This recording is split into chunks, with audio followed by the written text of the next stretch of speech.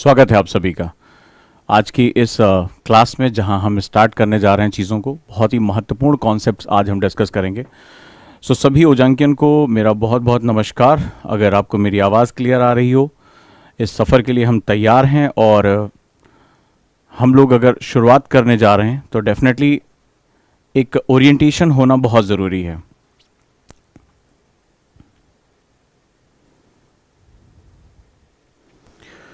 तो दोस्तों, आज की हम शुरुआत करते हैं, बहुत ही महत्वपूर्ण है। गुड आफ्टरनून आप सभी ओजांकियन को, और मैं उम्मीद करता हूं कि आप सभी जो है एंथुजियास्टिक तरीके से अपना काम करेंगे। और हम लोग जो है वो आज एक बहुत इंपॉर्टेंट सेशन लेने जा रहे हैं, बहुत इंपॉर्टेंट है। किसी भी काम की शुरुआत जब करते हैं, हमें पता है कि हमारा एनसीईआरटी आंदोलन बैच है, और एनसीईआरटी आंदोलन बैच की आज हम शुरुआत कर रहे हैं एक बेसिक, जहां पर ये ओपन क्लास है सभी के लिए। उसका कारण ये है कि एनसीईआरटीज कैसे हमारे यूपीएससी की प्रिपरेशन या स्टेट एग्जाम की प्रिपरेशन में बहुत महत्वपूर्ण भूमिका निभाती हैं। सबसे बड़ी बात है, हमसे गलती कहाँ होती है इन डॉक्यूमेंट्स को पढ़ने में, हमें रिसर्च कैसे करना होता है, यूपीएससी अपने क्वेश्चन को ओरिएंट कैसे करके रखती है, कैसे हमें एक एनसीईआरटी को बेस बनाकर, क्योंकि वो एक लर्निंग बुक है, वो एक सिखाने वाली किताब है, तो कैसे हम उसकी वजह से अपना जो एक प्रशासनिक अभियोग्यता यानी सिविल सर्विसेज एप्टीट्यूड है उसको हम लोग जनरेट कर सकते हैं। ऐसे बहुत से प्रश्न लगातार आपके दिमाग में आते होंगे, आपके दिमाग में चलते होंगे। तो आज मैं लगातार यही कोशिश करूंगा सबसे पहले कि एनसीईआरटी क्या है, एनसीईआरटी की इंपॉर्टेंस क्या है, एग्जाम में कहां कहां से क्वेश्चन एनसीईआरटी के लिए इंपॉर्टेंट देते हैं, आपके दिमाग में मिथ क्या होते हैं एनसीईआरटीज को लेकर, और इंफॉर्मेशन और नॉलेज में क्या डिफरेंस होता है, और इंफॉर्मेशन को नॉलेज में परिवर्तित करने की यानी ज्ञान में परिवर्तित करने की क्या महत्वपूर्ण शर्तें होती हैं, क्या उसके स्ट्रेटजीज होती हैं। और एनसीईआरटी में बार बार मैं एक वर्ड यूज करता हूं, बीटीएल। बीटीएल क्या होता है मैं आपको प्रूव करके दिखाऊंगा आज की क्लास में कि एग्जैक्टली एग्जामिनेशन के हिसाब से बीटीएल क्या होता है, बीटीएल आप कैसे डेवलप कर सकते हैं अगर आप तैयारी करना चाहते हैं। और अगर हम बीटीएल डेवलप नहीं करते हैं तो एनसीईआरटी कैसे हमारी असफलता का भी कारण बन जाता है। जी हां, मैंने कई स्टूडेंट्स ऐसे देखे हैं जो अब सामने भी नहीं आते। उन्होंने बहुत 2 साल 3 साल पहले कहा था बड़े अभिमान से कि अभी मैं एनसीईआरटी पढ़ रहा हूं, लेकिन 3 साल से उनका प्री नहीं निकला। उनसे ऐसी क्या मिस्टेक हुई है जिसकी वजह से वो प्री भी क्वालिफाई नहीं कर पाया, एक बेसिक कॉन्सेप्ट भी डेवलप नहीं कर पाए। और एनसीईआरटी अगर हम गलत तरीके से इस्तेमाल कर बैठे, अगर हम एनसीईआरटी को गलत तरीके से देखते हैं या किसी भी किताब को, तो हमारी सक्सेस से वो हमें कितनी दूर ले जा सकता है, ये बहुत इंपॉर्टेंट कॉन्सेप्ट होता है। और यही चीजें आज जो मिथ है इसको लेकर वो मैं दूर करने की कोशिश करूंगा। तो आज की क्लास बेसिकली बहुत इंपॉर्टेंट क्लास है। आज की क्लास एक सर्च लाइट क्लास मैं कह सकता हूं। सर्च लाइट का मतलब होता है कि जब आप बहुत घना अंधेरा हो तो सर्च लाइट आपको उस अंधेरे में रोशनी का एक रास्ता दिखाती है, एक पथ, आपको किधर जाना है वो पता चल जाता है। तो जो सर्च लाइट होती है वो बड़ी इंपॉर्टेंट होती है। और जिनको भी मेरे साथ पढ़ने का अनुभव है, मैं उम्मीद करूंगा कि आज मेरे ओजांकियंस जिनको मैं ज्योग्राफी पढ़ा चुका हूं या ओजांकियंस जो हैं वो आज मेरे साथ इस क्लास में जरूर होंगे। मैंने उनको इन्वाइट किया था क्योंकि उनके लिए भी प्री में गुगली कहां से पड़ती है और प्री में कैसे क्वेश्चन बनाया जाता है, और आपको प्रूफ के साथ मैं दिखाऊंगा, और आपको दिखाऊंगा कि हिडन क्वेश्चंस कैसे होते हैं। यूपीएससी एक नया सिस्टम कैसे डेवलप कर रहा है, 3 तरह के पैटर्न्स डेवलप किए हैं उसने, और आपको मैं दिखाऊंगा कि वो 3 तरह के पैटर्न क्या क्या हैं। तो ये क्यूरियोसिटी आज आपके लिए बहुत इंपॉर्टेंट है। एनसीईआरटी पढ़ने का नजरिया, एनसीईआरटी पे अपनी मास्टरी करने का नजरिया आज आपका बिल्कुल बदल जाएगा। और ये सिर्फ एनसीईआरटी से मतलब नहीं है, मतलब है कि मेरा क्वेश्चन कहां से आ रहा है, मेरे क्वेश्चन को करने का तरीका क्या होगा, ये पूरा का पूरा फेनोमेनन आज मैं आपको बदलकर दिखाऊंगा, राइट। लेकिन जैसा कि नियम है कि सबसे पहले अपने माइंडसेट को कूल और काम करिए कि मुझे सीखना है। इस क्लास में आप क्यों आए हैं? इस क्लास में आप सीखने के लिए आए हैं। सीखना, सुनना, पढ़ना, ये तीनों अलग अलग चीजें होती हैं। So we are here to learn. और लर्निंग के लिए आपको सबसे पहले अपने दिमाग को बिल्कुल खाली करके अपने टीचर की बात को इमेजिन करना है, समझना है कि फ्लो कैसे चल रहा है और हमें फ्लो के साथ क्या एक नई चीजें जाननी है। बहुत संभव है कि आप इसमें से कई चीजें पहले भी जानते हो, कोई बड़ी बात नहीं है, लेकिन डेफिनेटली जो है मैं हर अपनी क्लास में कुछ आश्चर्य जरूर क्रिएट करता हूं, और आज भी मैं वही काम करने जा रहा हूं। आपको कुछ नई चीजों के साथ जोड़ूंगा और आपको कुछ फंडामेंटल सिखाऊंगा कि जब आपके सामने कोई बुक या कोई भी चीज हो तो उसमें से आप 5 प्रॉपर्टीज कैसे निकाल सकते हैं, और ये 5 प्रॉपर्टी में ही प्री के ज्यादा से ज्यादा क्वेश्चन हमारे बनाए जाते हैं। तो मेरे ख्याल से आप सभी रेडी हैं आज की क्लास के लिए, और इस महान शुरुआत को हम आगे बढ़ाते हैं। आप सभी इसके साथ जुड़े हुए हैं, थैंक यू आप सभी का। और जितने भी हमारे बच्चे जिनको मैं ज्योग्राफी पहले पढ़ा चुका हूं, आज वो देखेंगे कि मेरे पढ़ाए गए जो सेगमेंट्स हैं उसमें से किस तरह से डायरेक्टली क्वेश्चन आए, और जिस तरह से मैं उनको एक ब्रॉडर एस्पेक्ट्स में ले जाकर पढ़ाने की कोशिश करता था, या वहां पर उनको कोर कॉन्सेप्ट में जब मैं अटैच करता था उसके उनको कितने बेनिफिट्स मिलते हैं। तो मैं आज जरूर चाहूंगा कि स्पेशली जो मेरे जो है वो मेरा जो प्रीवियस बैच रहा है उसके बच्चे आज जरूर मुझे सुने और देखें, और उनके सामने आज मैं कुछ पजल बेस्ड क्वेश्चन डालूंगा और देखूंगा कि वो क्वेश्चन वो कर पाने में सक्षम हो पा रहे हैं या नहीं सक्षम हो पा रहे हैं, उनको मेरे कॉन्सेप्ट्स याद आ रहे हैं कि नहीं याद आ रहे हैं, राइट। तो मैं चाहूंगा कि वो लोग बहुत एक्टिवली पार्टिसिपेट करें और साथ ही साथ जो नए बच्चे हैं वो भी इसके साथ समझें कि जो चीज आप पढ़ने जा रहे हो, एनसीईआरटी कोई हल्की फुल्की चीज नहीं है, बल्क है बहुत बड़ा, ये आपको बना भी सकता है, आपको खत्म भी कर सकता है। तो दोनों, क्योंकि टाइम आपका जो है वो इन्वेस्ट हो जाएगा, एक बार वो गलत तरीके से इन्वेस्ट हो, आपने किसी गलत प्रॉपर्टी में इन्वेस्ट कर दिया, कल को वो पता चला कि गवर्नमेंट प्रॉपर्टी थी या किसी की कब्जे की प्रॉपर्टी, आपका सारा पैसा बर्बाद हो जाएगा। यहां पर भी सेम ऐसा ही है, आप अपना टाइम इन्वेस्ट करने जा रहे हो, और दुनिया में कोई भी चीज आप कमा लें, आप टाइम कभी नहीं कमा सकते, इस बात को याद रखिएगा। Time is everything. तो अगर वो टाइम मेरा गलत कहीं इन्वेस्ट हो गया तो फिर वो मेरे पूरे करियर को खा जाएगा, एक ऐसा दाग लगा देगा जिससे बहुत से लोग रिकवर ही नहीं हो पाते हैं, क्योंकि एक दो अटेम्प्ट के बाद आपकी एनर्जी जो होती है इतनी डाउन हो जाती है कि बहुत विरले लोग जो होते हैं वो अपनी एनर्जी को 2-3 अटेम्प्ट के बाद जिंदा रख पाते हैं, या जिनके पास बहुत ही हाई लेवल मोटिवेशन होता है वही केवल अपने आप को अगले के लिए पुश कर पाते हैं। नहीं तो मैंने देखा है कि जो बहुत बड़ी जो आबादी है, जो पॉपुलेशन इसमें तैयारी कर रही है, वो फर्स्ट सेकंड अटेम्प्ट के बाद वो सेटल हो जाती है, फिर वो अन्य विकल्प ढूंढ के अपने आप को वो सेटल कर लेते हैं, समाज के दबाव का सामना नहीं कर पाते हैं, अपने ही जो है फेलियर का सामना नहीं कर पाते और वो खत्म हो जाते। मैं नहीं चाहता ऐसा किसी के साथ हो, इसीलिए हम स्टेप बाय स्टेप चलते हैं और इसको सही तरीके से समझते हैं कि हमें चीजों को कैसे जो है वो करना है और कैसे लेकर हमें आगे आना है। लेट्स स्टार्ट, हम लोग जो है इसको शुरू करते हैं। एंड नाउ बहुत ही इंपॉर्टेंट पॉइंट पे हम आ जाते हैं और अब एनसीईआरटी के स्टेप बाय स्टेप को समझते हैं। क्या चीज मुझे चाहिए? मुझे सबसे पहले आपसे एक व्हाइट पेपर चाहिए, कॉपी आपकी व्हाइट पेपर फॉर्मेट में हो, ठीक है, यानी इस तरह के फॉर्मेट में हो। आप जो है वो हॉरिजेंटल यानी कि जो है वो जो लैंडस्केप फॉर्म में पेपर यूज करेंगे, 1-2 कलर का पेन, और मेरे साथ आज जैसे जैसे मैं आपको बताता जा रहा हूं उस तरह से आपको एनसीईआरटी की पढ़ने की धारणा हमेशा के लिए आपको बदल जाएगी, इस बात की मैं आपको गारंटी देता हूं। आप जिसको इन्फॉर्मेटिव बेस समझते हैं वो बेसिकली इन्फॉर्मेटिव बेस बुक है ही नहीं है। अगर आप इसको इन्फॉर्मेटिव बेस पढ़ने की कोशिश करेंगे, इसमें रिसर्च और बीटीएल को स्टैब्लिश नहीं कर पाएंगे, तो आप कभी भी एनसीईआरटी से उसका आउटपुट नहीं निकाल पाएंगे।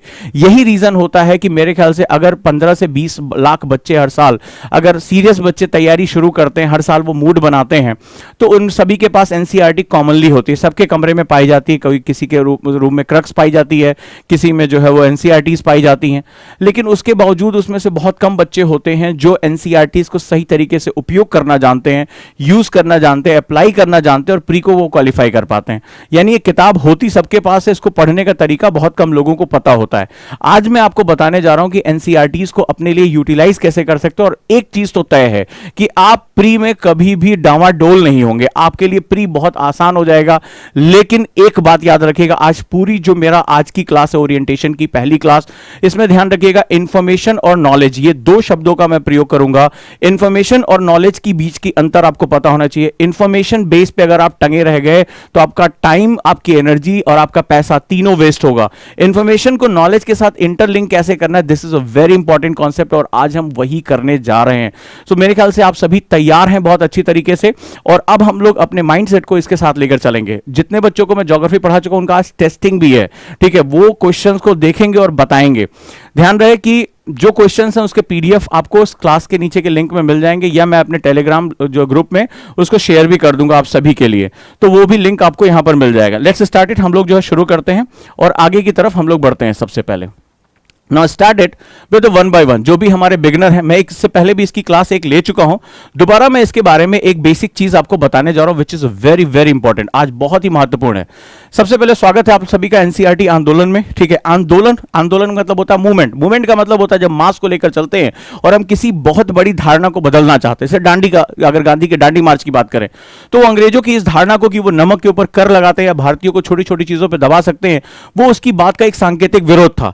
तो आंदोलन का मतलब होता है कि जब इस प्रथा को, यानी कि इंफॉर्मेशन से निकलकर नॉलेज की तरफ बनाने की बात कर रहे हैं, जब हम अपना टाइम सेव करते हुए एक बहुत बड़े डर का सामना करने जा रहे हैं। पहले यह लगता था कि भाई अंग्रेज जो है बहुत ताकतवर हैं, ये हमें दबन कर देंगे, लेकिन एक आता है व्यक्ति लाठी लेकर दुबला पतला और भारत में वो एक मूवमेंट को खड़ा कर देता है, भारत में एक आंदोलन को खड़ा कर देता है।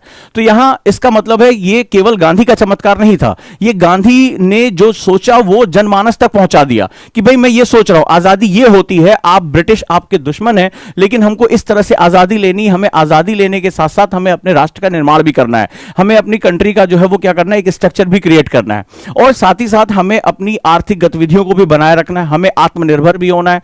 तो बहुत सी चीजों को गांधी ने जो है वो एक पिरोया और लोगों ने उस बात को समझा। लोग जब जाकर खड़े हुए तब गांधी के पीछे असली ताकत आई, यानी जन की भागीदारी। तो आंदोलन शब्द मैंने इसलिए इसका नाम रखा, बहुत लोगों ने सोचा इसका नाम एनसीईआरटी आंदोलन क्यों रखा। इसका मतलब था एक आंदोलन, यानी कि मास मूवमेंट क्रिएट करना। मास के अंदर बहुत बड़ा फियर है। स्टूडेंट मैंने देखा है, खासतौर पे हिंदी मीडियम से मैं स्पेशली कहूंगा, वो साल डेढ़ साल का समय, ये प्रैक्टिकली मैं बता रहा हूं, बच्चों से मिला हूं, बात कर रहा हूं, कई स्टूडेंट बड़े अभिमान में मेरे सामने इस तरह बोल पे गए, साल डेढ़ साल का समय सिर्फ वो एनसीईआरटी पढ़ने में निकाल देते हैं। और यही जो डेढ़ साल होते हैं वो इनकी एनर्जी का सबसे पीक पॉइंट होता है। इसके बाद वो एनर्जी कभी वापस नहीं आती। जिस दिन आप घर से निकलकर मुखर्जी नगर या करोल बाग में पहुंचते हैं, या जो आप तैयारी करना शुरू करते हैं, वो साल डेढ़ साल, आप मुझे एक्सपीरियंस से बताइएगा, जो बच्चे मेरे साथ मई में या इससे पहले जुड़े थे, वो मुझे बताएं कि जब उन्होंने तैयारी शुरू की तो उस समय उनका पीक और आज के पीक में उनके बहुत डिफरेंसेस आ रहा होगा। उस समय आपका एंथुसियाज्म, आपकी क्रिएटिविटी, आपका पीक बहुत हाई पे जा रहा होगा। जैसे जैसे ये समय आगे बढ़ेगा और एक आध फेलियर अगर कहीं आपको मिल गया तो आपकी एनर्जी सडनली बहुत डाउन होती है। ये ह्यूमन नेचर होता है। तो यहां आंदोलन शब्द का मतलब है कि मैं आपका एक बहुत बड़ा जो टाइम बर्बाद हो रहा है उसको मैं बचाऊं। आपके टाइम को ऐसी जगह यूटिलाइज होना चाहिए जो एक्चुअली आपकी रियल वीकनेस है। आप आंसर राइटिंग नहीं कर पाते, एसे राइटिंग में दिक्कत है, एथिक्स के पेपर में आपको कमांड करनी है, आपको अपना क्वालिफाई पेपर अच्छे से करना है, आपको ज्यादा से ज्यादा आंसर राइटिंग करनी है, आपको जो है वो मान लो इकोनॉमिक्स के पेपर में प्रॉब्लम आ रही है तो उस पर आपको अपनी इनहैंसमेंट करनी है। तो अगला जो आपका टाइम बचेगा उसको आप अपनी वैल्यू एडिशन और इनहैंसमेंट के लिए दे सकते हैं। तो एक बहुत बड़ा मिथ क्रिएट है और हम इंफॉर्मेशन के जाल में ऐसा फंस चुके हैं कि हम उसमें से नॉलेज की तरफ मूवमेंट नहीं कर पा रहे हैं। ये एक सबसे बड़ी प्रॉब्लम है और इसीलिए मैंने इस बैच का नाम एनसीईआरटी आंदोलन रखा है। लेकिन मैंने क्या कहा, गांधी की शक्ति लोगों की भागीदारी थी। और कोई नेता, बहुत से नेता हुए, लेकिन इतने बड़े व्यापक पैमाने पर भारतीयों की जरूरतों को समझते हुए, भारतीय जनमानस की जरूरतों को समझते हुए, लोगों की शक्ति को अपने साथ जोड़ते हुए, उनकी भाषा, उनके तरीकों से गांधी ने मास मूवमेंट क्रिएट किया। बहुत से नेताओं ने बहुत ही बड़ा योगदान दिया, सब कुछ है, लेकिन वो सभी बहुत सक्सेसफुल रहे जिन्होंने, चाहे मार्टिन लूथर किंग रहे हों, चाहे वो नेल्सन मंडेला रहे हों, जिन्होंने लोगों की शक्ति को एक पर्पस के लिए यूज किया, उसको एक साथ जोड़ा और उसको एक महानतम लक्ष्य की तरफ लेकर चले गए। तो इसी तरह एक यहां पर हम काम शुरू कर रहे हैं कि आपका पूरा साल डेढ़ साल एक भय में बीतता है, इंफॉर्मेशन को मगअप करते बीतता है, उसको नोट्स बनाने में बीतता है। क्यों ना हम उसको सप्रेस करें, उस टाइम जोन को एक तरफ लेकर जाएं, उसको टू द पॉइंट ओरिएंट करें, जो रिक्वायरमेंट वो मांग रहा है वो रिक्वायरमेंट हम पूरी कर दें।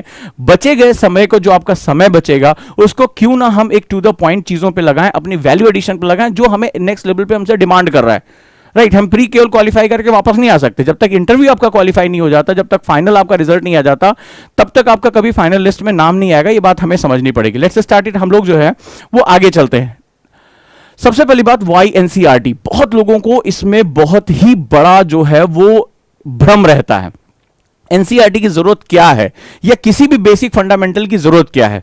सबसे इसका सटीक जवाब दिया खुद एनसीईआरटी ने। एनसीईआरटी के पहले पन्ने पर हमें बहुत कुछ जवाब दे दिया है। वो चाहे आप लक्ष्मीकांत पढ़ो, चाहे आप क्लास के नोट्स पढ़ो, टीचर के साथ क्यों ना हो, लेकिन जो बात अब मैं बताने जा रहा हूं वो खुद एनसीईआरटी के पेज है, हिंदी और इंग्लिश दोनों में दिया हुआ है। मैंने एक जो है वो डेमो के लिए यहां यूज कर लिया।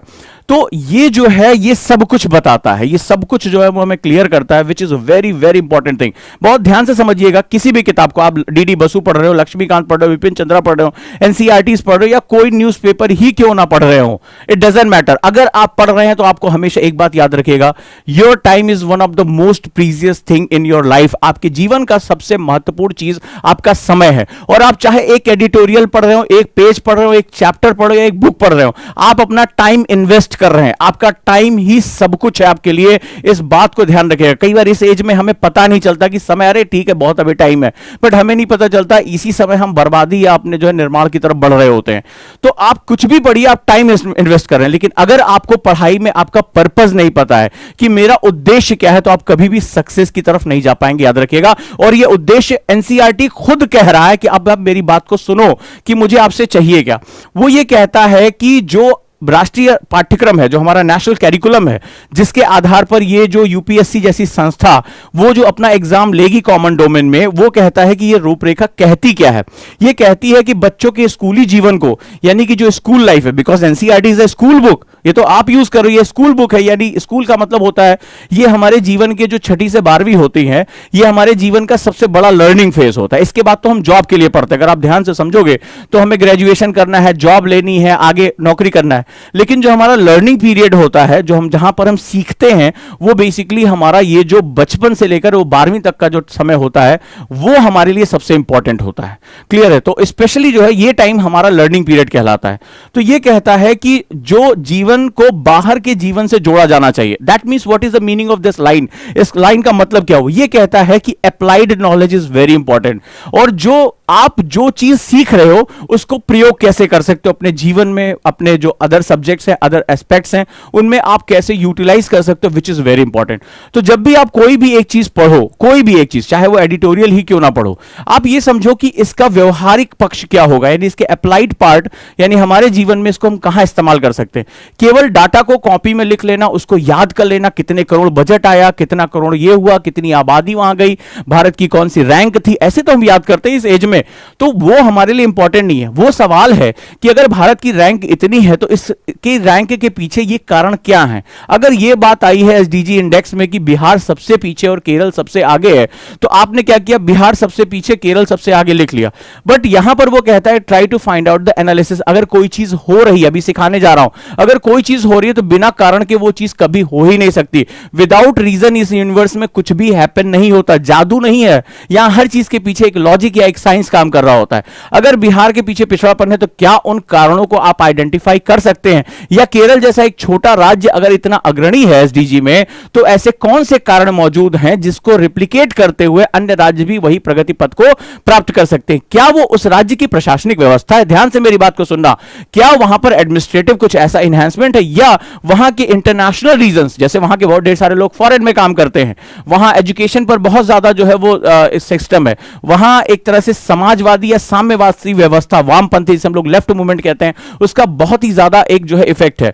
तो क्या इसकी वजह से जो लेफ्ट है वो एक आइडियोलॉजी, जिसे पॉलिटिकल आइडियोलॉजी कहते हैं, वो क्या वहां बहुत अच्छा काम कर रही है, या कोस्टल एरिया होने की वजह से वो उसको एक बहुत ज्यादा इनहैंसमेंट मिला हुआ है, या वहां की जो एग्रीकल्चर है उसमें नगदी फसलों का बहुत ज्यादा दबाव है। मतलब देखा जाए तो चाहे वो मसाले, इसकी वजह से तो वास्को डिगामा आया था, वो काली मिर्च खोजने, मसाले खोजने, जिनकी वर्ल्ड मार्केट में बहुत ज्यादा दाम है। तो उत्तर प्रदेश का किसान गेहूं बेचता है तो उसको उतनी मेहनत करने पर उतना पैसा नहीं मिलता जितना वहां के किसानों को, अगर फार्मर की बात करें, वो जो मसाले उगाते हैं, जो कि वहां की जलवायु का देन है, वहां की ज्योग्राफी का जो है देन है। बड़े ध्यान से सुनना, अभी ऊपर ऊपर से जा रहा होगा लेकिन आपको इसमें बड़ा मजा आएगा थोड़ी देर बाद। तो क्या इसके पीछे जो लॉजिक है वो वहां का एग्रीकल्चर है? भाई मैं गेहूं बेच रहा हूं, मुझे जो है वो 1 लाख रुपए मिला, वो काली मिर्च बेच रहा है जिसकी वर्ल्ड मार्केट में इतनी बड़ी डिमांड है, या जो है वो इलायची बेच रहा है जिसकी डिमांड है, उसको जो है वो कई लाख रुपए मिल रहे हैं। तो अब मेरे और उसके बीच के सेम समय काल में, सेम मौसम में बहुत बड़ा डिफरेंस आ गया इनकम का।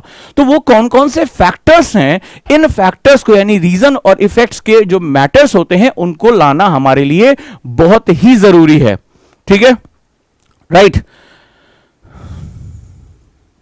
अब जैसे ये माही है, माही ने लिखा केरल में टेरर भी तो है क्या? अब देखो यहां पर क्या होता है, अपने दिमाग, यही होता है जब आप अपने कमरों में चुपचाप बैठ के पढ़ते हो किताबों में, तो यही सब दिमाग के अंदर जो उबल रहा है वो आ जाता होगा। मैं यहां मैंने टॉपिक दिया, टॉपिक का मेन थीम था कि एसडीजी में वो आगे क्यों है। अब आगे पर हम विचार कर रहे हैं, अब इनके दिमाग में विचार आ गया कि वहां टेरर है, फलाना है, ढिकाना है, ठीक है। तो इन्होंने बहुत ढेर सारी, इन्होंने जो मीडिया में सुना, अगर हम यूपी बिहार में बात करें तो अपहरण और टेरर में जो ये देशी हत्याएं होती है उनकी संख्या कहीं ज्यादा है टेरर से, ठीक है, बहुत बड़ी संख्या हो जाती है। जो लूटपाट की घटनाएं, जो हत्या अपहरण होता है, इनको शायद इसके ग्राफ नहीं पता, जो महिलाओं के खिलाफ हत्या, इनके ग्राफ इनको बिल्कुल नहीं पता है।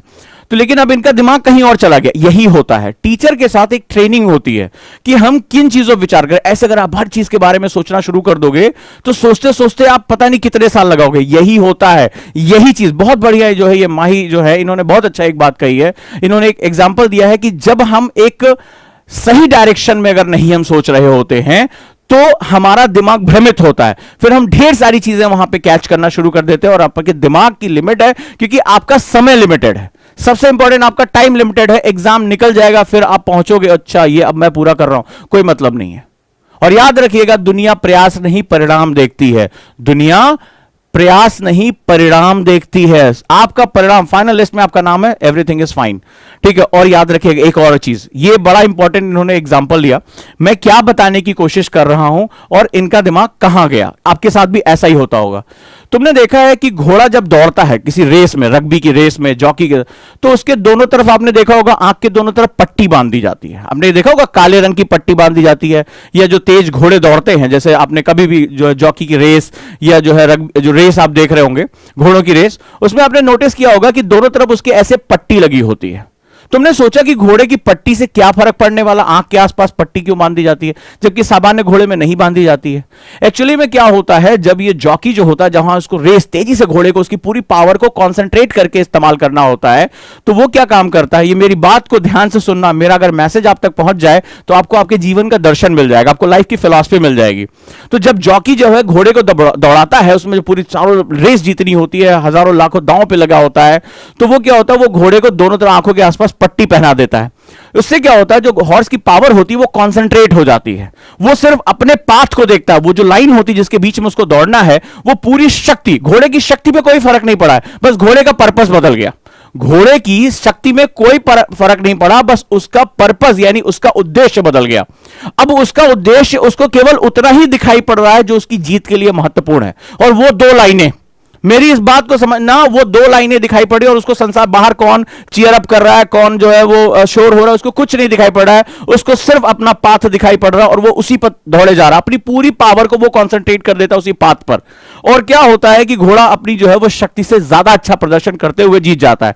वहीं जब घोड़ा लेथार्जिक होता है, उसको दुनिया भर की चीज दिखाई, उसको घास भी दिखाई पड़ती है, उसको शोर भी दिखाई पड़ता है, उसका दिमाग इधर उधर वॉन्डर करता है। तो आप भी उसी घोड़े की तरह हो, आपका परिवार, आपका समाज और आपके खुद के सपने दांव पे लगे हुए हैं। मेरी बात को ध्यान समझना, आपके खुद के सपने दांव पे लगे हुए हैं और ये घोड़ा कोई और नहीं, आपका दिमाग है। अब आपको ये सोचना है कि मुझे अपने दिमाग को अपने जो लक्ष्य है उस पर कंसंट्रेट करके रखना या दुनिया भर की चीजों पर मुझे अपना दिमाग लगाना है, और आप ही जो है तय करोगे कि आप कहां तक पहुंचोगे। जब आप हर तरफ वॉन्डर करोगे तो आप कभी भी अपने लक्ष्य पर नहीं पहुंच पाते हो, और आपका दिमाग अगर अपने पर्पस, अपने उद्देश्य पर फोकस होता है तो आपकी शक्ति कई गुना बढ़ जाती है। इसी को कई लोगों ने फोकस, डी फोकस, लक्ष्य, ब्रायन ट्रेसी, इन सब दुनिया भर के मोटिवेशन ने इसी पर किताब लिखी है कि आपको अपनी मानसिक शक्तियों को अपने जो है लक्ष्य पर फोकस कर देना है। अंतर आपको पता चल चुका होगा अब आज से, इसलिए एनसीईआरटी में बहुत इंपॉर्टेंट है, क्योंकि मैं एनसीईआरटी को स्कूल की क्लास के लिए नहीं पढ़ाने जा रहा हूं। बहुत इंपॉर्टेंट है, आपके साथ मेरा एक वैचारिक संघर्ष होगा। आप चाहेंगे कि आपको संसार की हर चीज का जवाब मिल जाए, और मैं एज ए जॉकी, मैं उस घोड़े को जीत की तरफ ले जाने वाला, जिस पर दांव लगा हुआ है सब कुछ, मैं उस घोड़े को जीत, जॉकी पे नहीं घोड़े पे दांव लगाया गया और उस पर मैं दांव, इसलिए उसको जो है चाहता हूं कि वो अपने लक्ष्य तक पहुंचे। तो मेरे आपके बीच में एक वैचारिक संघर्ष हो, क्योंकि आप चाहेंगे कि स्कूल की इस बुक में समस्त इंफॉर्मेशन के आप मालिक बन जाएं, और मैं आपको बीटीएल पर लेकर जाऊंगा, यानी उसका जो नेक्टर है, उसका जो निचोड़ है, जो आपको चाहिए वो आपको मिले, ताकि आपका टाइम भी बचे और आप टू द पॉइंट जाकर एग्जाम में क्वेश्चन भी कर सके। अब यहां पर क्या होगा, आपका दिमाग अगर वॉन्डर कर रहा है तो आप मेरे साथ एक वैचारिक संघर्ष में आ जाएंगे। सर ये छूट रहा है, वो इंपॉर्टेंट है, सर वो भी तो जानना था, सर यहां पर ये हो रहा, ब्रह्मांड के उस कोने पे क्या है। आप मुझसे हर तरह के क्वेश्चन पूछेंगे, आपका हक है वो पूछना, लेकिन मुझे पता है कि आपका उद्देश्य अभी यूपीएससी को क्रैक करना है, अपने सिविल सर्विसेज को क्रैक करना है। आपको ब्रह्मांड के रहस्यों की खोज नहीं करनी है। उसके लिए आपके पास समय है, आप यूपीएससी क्वालिफाई करके दुनिया को बता देना कि मैं बहुत टैलेंटेड हूं, छोड़ छाड़ के चले जाना कैम्ब्रिज या ऑक्सफोर्ड, या जाकर वहां रिसर्च करना और वहां ब्रह्मांड के रहस्यों की खोज करना, वो तुम्हारे ऊपर है, ठीक है, वो तुम्हारे ऊपर है। लेकिन मेरे साथ तुम्हें टू द पॉइंट रहना पड़ेगा। मैसेज बहुत इंपॉर्टेंट था और ये मैसेज आपको समझना पड़ेगा, क्योंकि आपको इतनी इंफॉर्मेशन देखकर कुलबुलाहट होगी। याद रखिएगा, इस स्कूल की बुक को हम अपने सिविल सर्विसेज के लिए यूज करने जा रहे हैं, तो यहां पर इस तरह के कॉन्फ्लिक्ट होते ही होते हैं। Now we are moving to the, हमने यहां पर बात की सबसे पहले कि applied knowledge is the key word. BTL का ये सबसे पहला नियम होता है, बिटवीन द लाइन का सबसे पहला नियम होता है कि हमें जो भी पढ़ना है उसको रट्टाफाई नहीं करना, उसको मगअप नहीं करना, हमें अप्लाइड नॉलेज की तरफ लेकर जाना है। खुद एनसीईआरटी कहता है कि ये किताबी ज्ञान की उस विरासत के विपरीत है। किताबी ज्ञान का मतलब होता है बुकिश नॉलेज। बुकिश नॉलेज को मतलब कहते हैं जिसको मगअप करने, किताबी कीड़ा, यानी जैसे लिखा वैसे घोट जाओ। कहता है ये खुद मैसेज दे रहा है और यूपीएससी इसको फॉलो करता है। कहता है किताबी ज्ञान की उस विरासत के विपरीत, that is totally opposite to the bookish knowledge, that means we need applied knowledge. इसीलिए यूपीएससी जो क्वेश्चन आज की डेट में दे रहा है वो बड़े ही अलग तरह के क्वेश्चन है, अलग अलग डायमेंशन से क्वेश्चन आ रहे हैं। मैं आपको पैटर्न अभी दिखाऊंगा, ठीक है। तो यहां पर कहता है कि यहां पर जो है ये जो हमारी पुस्तकें हैं, ये जो एनसीईआरटीज हैं, ये इस बुनियादी विचार पर अमल करने का प्रयास है। किस तरह का बुनियादी विचार? कि आपके अंदर एक इंटेलेक्चुअल और नॉलेज बेस्ड ट्रेट जनरेट हो। किस तरह का प्रयास कर रही है किताबें? ये किताब आपको कहां लेकर जाना चाहती? वो कहती है intellectual and knowledge based trait, यानी आपके अंदर ज्ञान और आपके अंदर समझ एक विकसित होनी चाहिए। और यूपीएससी जो प्रश्न देता है वो बेसिकली आपके समझ का एग्जाम होता है, और मैं अभी आपको प्रूव करूंगा कि वो कैसे अलग अलग टुकड़ों को जोड़कर प्रश्न बनाता है। और अगर आप इस ट्रेट को नहीं समझ पाते हो तो ये जो किताबें हैं ना एनसीईआरटी की, ये आपके लिए बोझ बनती चली जाएगी। और कभी भी यही होगा एक दिन कि काश मैं कभी एनसीईआरटी खत्म कर पाता। Let's start it. आगे चलते हैं हम लोग।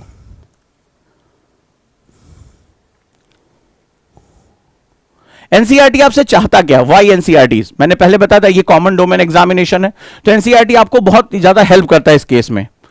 चलिए अगर हम बात करें what is the meaning of, जो इन्होंने एक समझ वर्ड यूज किया था, इसका मतलब क्या होता है। अब जो मैं आपको 5-6 ट्रेड्स बनाने जा रहा हूं वो बहुत इंपॉर्टेंट है सभी किताबों को पढ़ने के लिए। ये सबसे पहला कहता है डेवलप अंडरस्टैंडिंग। तो अंडरस्टैंडिंग शब्द तो तुमने सुना होगा नहीं भाई, समझ का विकास होना चाहिए। यूपीएससी समझ का एग्जाम है, रटने का एग्जाम होता तो बुजुर्ग जो पहले से तैयारी कर रहे हैं या जो टॉपर्स है वो आपको आपकी सीट लेके निकल जाते। मैं बार बार कहता हूं स्टैट आप चेक कर सकते हैं, जो नए जो लोग हैं, नए बच्चे, सेकंड डिविजनर, वो यूपीएससी क्रैक कर जाते हैं और बहुत से टॉपर लोग नहीं कर पाते। उसके पीछे रीजन क्या है? कुछ लोगों के अंदर समझ विकसित करने की प्रक्रिया, भले चाहे उनका एकेडमिक्स बहुत अच्छा ना हो, वो बहुत गोल्ड मेडलिस्ट ना रहे हो, टॉपर ना रहे हो, लेकिन उनके पास अंडरस्टैंडिंग बड़ी अच्छी होती है। व्यवहारिक नॉलेज तुमने देखा उनके पास बहुत अच्छा होता है। तो ये जो एग्जाम है वो बेसिकली अंडरस्टैंडिंग का एग्जाम है। अंडरस्टैंडिंग तो ये तो आपको भी बताया गया हो कि ये समझ का विकास हमें यहां पे करना है। लेकिन सवाल है ये समझ होती कहां है? समझ समझ के जो ना समझे मेरी समझ में वो ना समझे, समझे? तो ये समझ होती क्या है, ये बड़ा इंपॉर्टेंट है। तो मेरे सामने भी ये चैलेंज था कि अंडरस्टैंडिंग शब्द को मैं आपको समझाऊं कैसे। अंडरस्टैंडिंग होनी चाहिए, अंडरस्टैंडिंग होनी चाहिए। What is the meaning of understanding here? इसके कुछ ट्रेट्स है वो लिख लो, बड़े इंपॉर्टेंट है तुम्हारे लिए। जब भी आप एनसीईआरटी को, अभी मैं प्रूव करूंगा कि एनसीईआरटी में कुछ ट्रेट्स हमें लिखने पड़ते हैं, जैसे रीजंस। हमें रीजंस यानी कारण आइडेंटिफाई करने पड़ते हैं। लिखते जाओ कारण, रीजंस।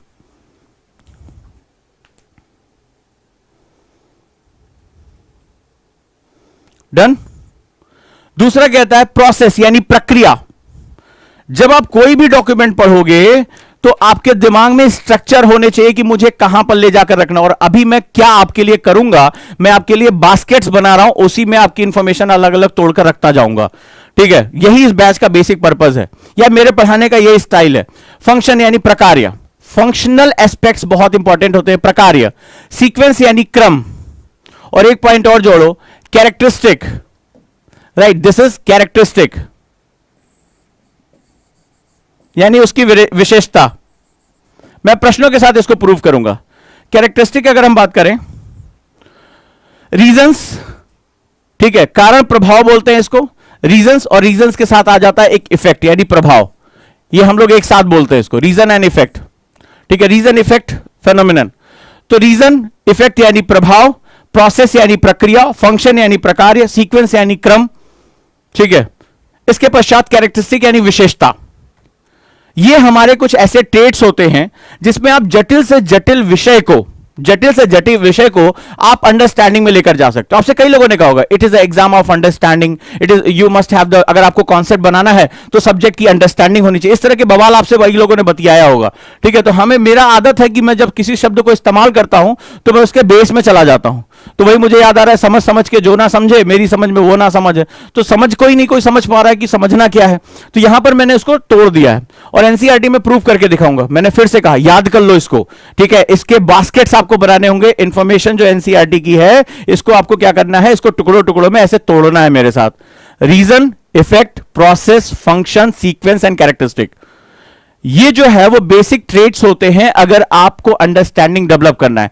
जब आप इनको खाओगे तब ये बनेगा।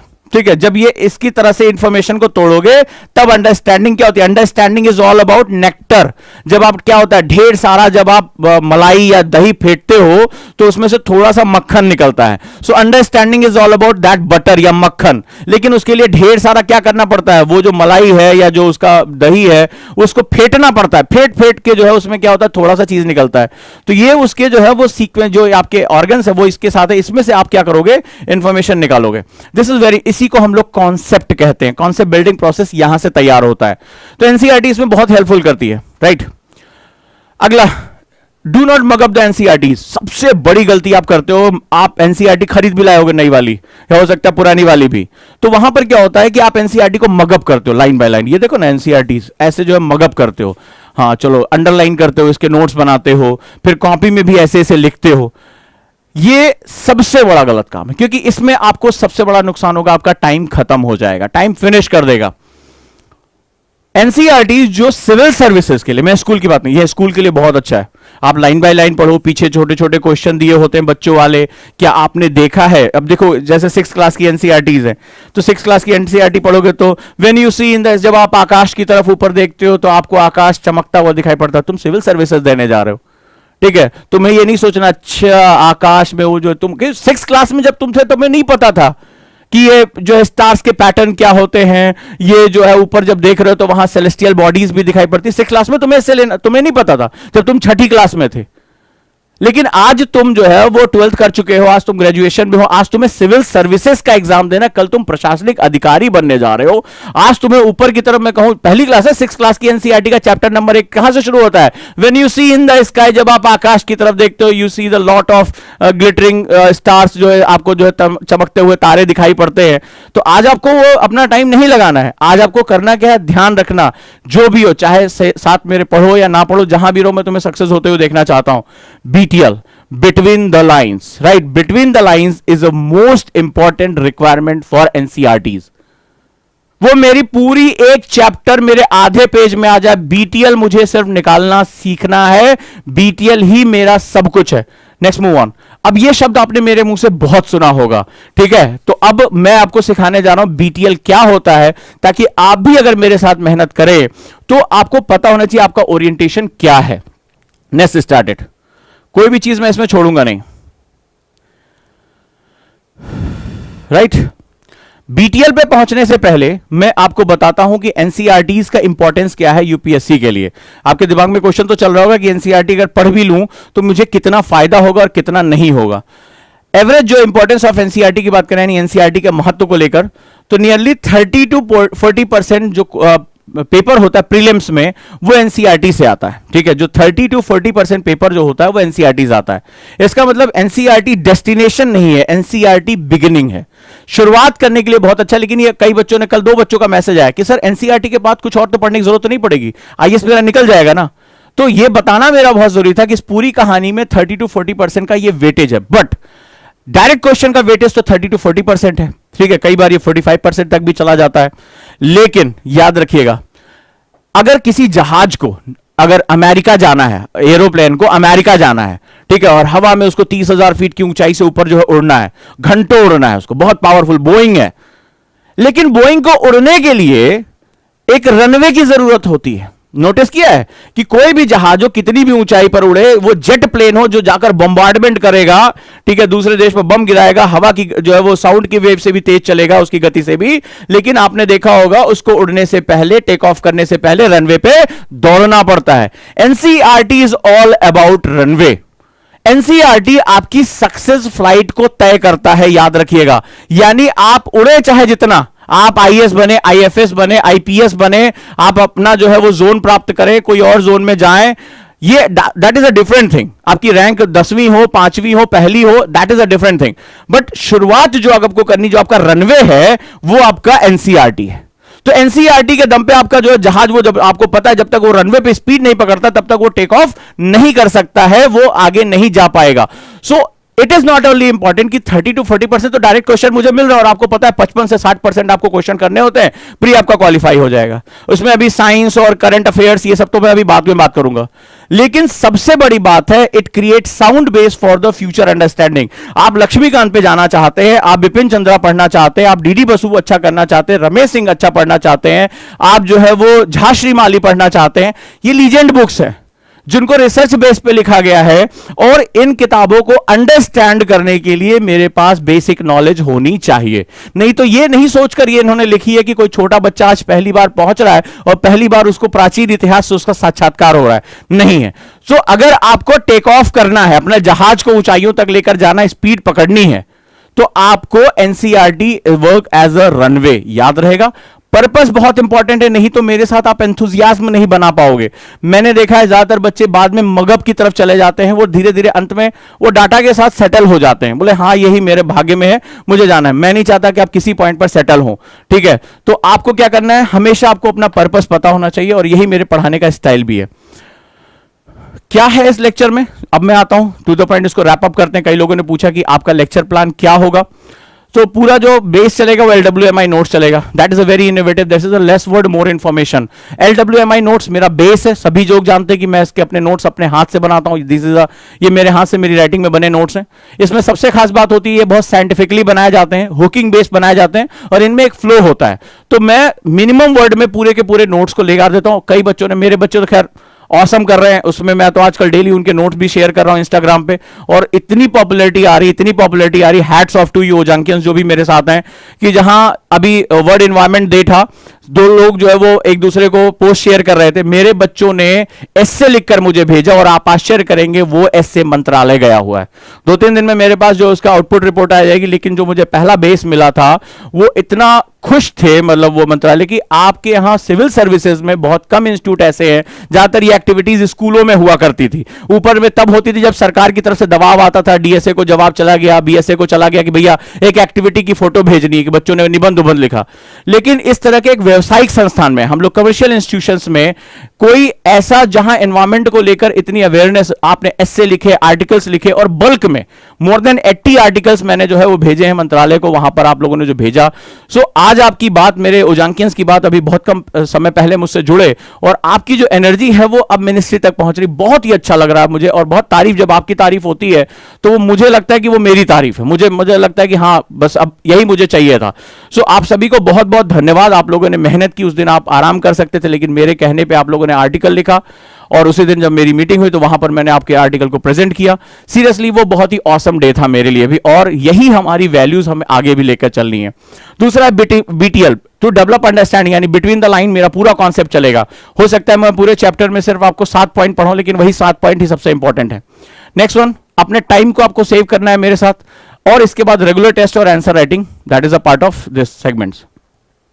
अब लेक्चर प्लान भी सुन लो, क्या ऐसे पढ़ना है, ये भी आपको ही अगर अपना तैयार करना तो आप कैसे तैयार करेंगे। सबसे पहले geography, that is consume 40% time, economy 10% time, ठीक है, जो भी हमारे लेक्चर प्लान होंगे। History 30% and polity 20%। अब दिमाग में क्वेश्चन आ रहा होगा कि ज्योग्राफी क्यों, ठीक है, तो ये भी आप समझ लो कि ज्योग्राफी और इकोनॉमिक को हम लोग डायनेमिक सब्जेक्ट के अंतर्गत गिनते हैं। यूपीएससी में 2 तरह की कैटेगरी है, कि स्टैटिक सब्जेक्ट और एक डायनेमिक सब्जेक्ट। डायनेमिक सब्जेक्ट में हमेशा परिवर्तन होते रहते हैं, जैसे अभी हमने चक्रवात पढ़ा, और अभी आपने देखा कि चक्रवात लगातार आए। अभी तो आज ममता बनर्जी का स्टेटमेंट आया कि जो लोग मरे हुए जानवरों का मांस बेच रहे हैं, वो भी जो है उस पर हमें रोकना है। तो ये क्या है, हमेशा ये करंट बेस्ड चलता रहता है, इसमें कुछ नई नई चीजें जुड़ती हैं। लेकिन जो ज्योग्राफी का सिलेबस है, बहुत वियर्ड सिलेबस है। अगर आप लोगों ने इंटरनेट पे या टॉपर्स के कभी इंटरव्यू देखे होंगे, तो आपने एक चीज देखी होगी, वो हमेशा एक चीज आपसे कहते हैं, और वो ये कहते हैं कि जो ज्योग्राफी एनसीईआरटीज हैं, अगर उसको आपने सही ढंग से कर लिया, उसको अंडरस्टैंडिंग कर ली, तो आपको किसी और किताब की आवश्यकता नहीं पड़ेगी। पॉलिटी के लिए हालांकि ये बात सही नहीं है, ये बात हिस्ट्री के लिए भी थोड़ी कम है, इकोनॉमिक्स के लिए तो बहुत कम है, लेकिन ये बात ज्योग्राफी के लिए एब्सोल्यूट है। बहुत ही विस्तृत वे में इसको जो लिखा गया, बहुत ही इंटरडिसिप्लिनरी अप्रोच के साथ लिखा गया है।